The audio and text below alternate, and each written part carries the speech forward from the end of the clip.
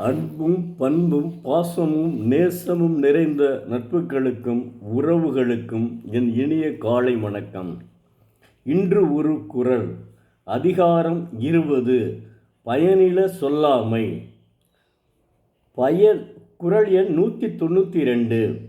பயன் இல பல்லார் முன் சொல்ல நயன் இல நட்டார்கண் செய்தலின் தீது. பலர் முன்னே பயனில்லாத சொற்களை சொல்லுதல் நண்பரிடத்தில் அறம் இல்லாத செயல்களை செய்தலை விட தீமையானதாகும். தெய்வப்புலவர் உணர்த்தியுள்ளார். தெய்வப்புலவர் திருவள்ளுவர் பயனில்லாத சொற்களை பலர் முன்னிலையில் சொல்லுதல் தன்னுடைய நண்பரிடத்தில் அவர் விரும்பாத செயலை செய்வதை விட தீமையுடையது என்கிறார். உதாரணத்திற்கு, ஒரு ஊரில் இரு நண்பர்கள் இணைபிரியாமல் வாழ்ந்து வருகின்றனர். அவர்களில் ஒருவன் பலர் முன்னிலையில் பயனில்லாத சொற்களை பேசுகிறான். அவனை பலரும் கிண்டலும் கேலியுமாக பேசினர். இதனை கேட்ட அவனுடைய நண்பன் மிகவும் வேதனையுடன் அவன் நண்பனிடம், பயனில்லாத சொற்களை பேசி பலர் முன் அசிங்கப்படுகிறாய் என்று மிகவும் வேதனையோடு அவனிடம் பேசுகிறான். இது எனக்கு பிடிக்காத செயல் என்று சொல்லி வருத்தப்படுகிறான். இதனைத்தான் தெய்வப்புலவர் திருவள்ளுவர் உணர்த்துகிறார். திருவள்ளுவரை அரிசில் கிழார் பரந்த பொருளெல்லாம் பாரறிய வேறு தெரிந்து தினந்தோறும் சேர சுருங்கிய சொல்லால் விரித்து பொருள் விளங்கச் சொல்லுதல் வள்ளுவர்லால் என்று பாராட்டியிருக்கிறார். எப்படியெல்லாம் இந்த அரிசிற்கிழார் பாராட்டியிருக்கிறார் பாருங்கள். குறுகத் தெரித்த குறள் தான். அதைத்தான் அவரும் சொல்கிறாரு. நான் தெய்வப்புலவருக்கு இணையான ஒரு புலவரே இல்லைங்க, என்னை பொறுத்தளவுக்கு. இல்லைன்னா நீங்கள் உங்களுக்கு அவர் பேர் என்ன, திருக்குறள் முனுசாமி. திருக்குறள் முனுசாமி தாங்க தமிழ்நாட்டிலே பரப்பியவர்.